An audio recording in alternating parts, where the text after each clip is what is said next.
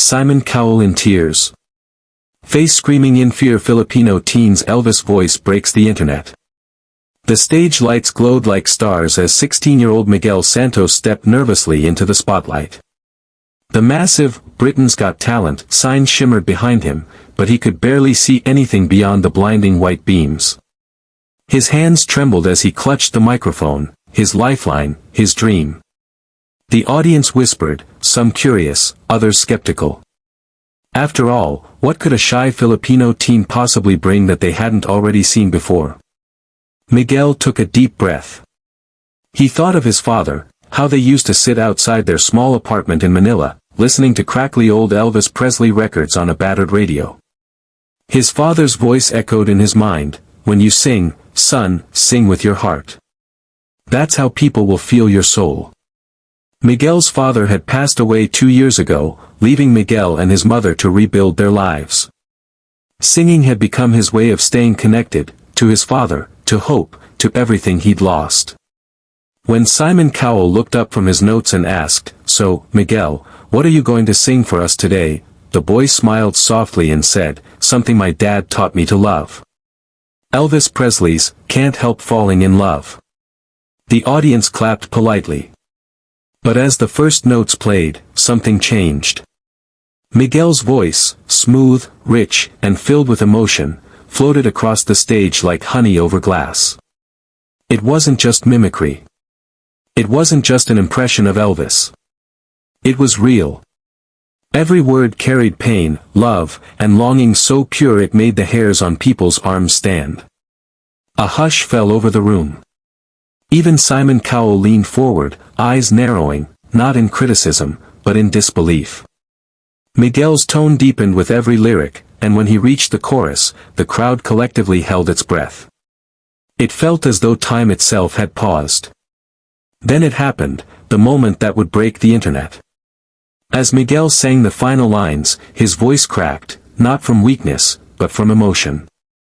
He closed his eyes, holding the last note with trembling power. The camera zoomed in on Simon's face. His usual stoic expression softened, his eyes glistening. For a moment, the man known for his brutal honesty wasn't a judge, he was a human being, feeling every ounce of the boy's story through song. When the final note faded, the audience erupted into applause. People stood, clapping, shouting, some even wiping tears. Miguel stood frozen, stunned by the sea of faces cheering for him. Simon Cowell stood up. He didn't say a word. He simply pressed the golden buzzer. Golden confetti exploded from the ceiling as Miguel gasped, dropping to his knees. He covered his face as the judges rushed to him, embracing him in tears and laughter. Simon stepped forward, his voice soft but firm. That wasn't just a song. That was a message straight from the heart. You reminded us why music exists, to make us feel something real. Backstage, Miguel's mother cried, her hands shaking as she whispered, "Your father would be so proud." And at that moment, Miguel knew, he hadn't just sung for himself. He had sung for everyone who had ever loved, lost, and dared to hope again. The video of his performance went viral overnight. Within 24 hours, it hit 200 million views across platforms. Headlines exploded, Filipino teen brings Simon Cowell to tears, and Elvis lives through 16-year-old singer. People from all over the world, America, Japan, Brazil, South Africa, posted reaction videos, sharing how the song reminded them of their parents, their dreams, their own heartbreaks. But what happened next was even more powerful. Miguel used his newfound fame not for luxury, but for love.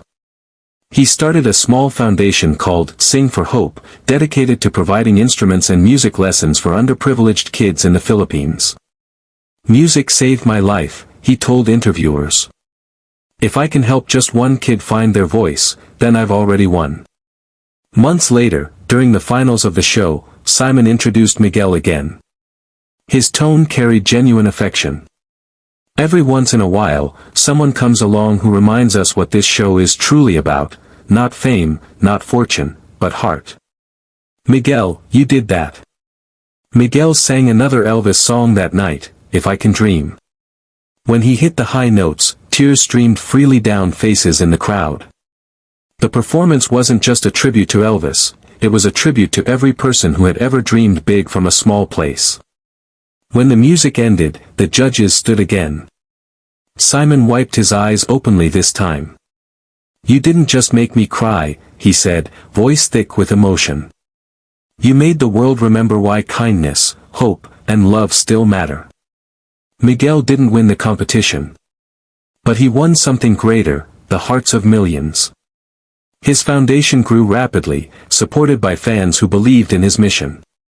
Letters poured in from around the world, each one thanking him for reminding them that even in a noisy, cynical world, pure emotion still has power. And so, the boy from Manila who once sang to the moonlight outside his apartment became a global symbol of humility and hope. His father's words echoed once more, "Sing with your heart." Miguel did, and the world listened. Sparkle's moral: true talent isn't about fame or imitation. It's about touching hearts, healing pain, and reminding the world that love, and music, can change everything.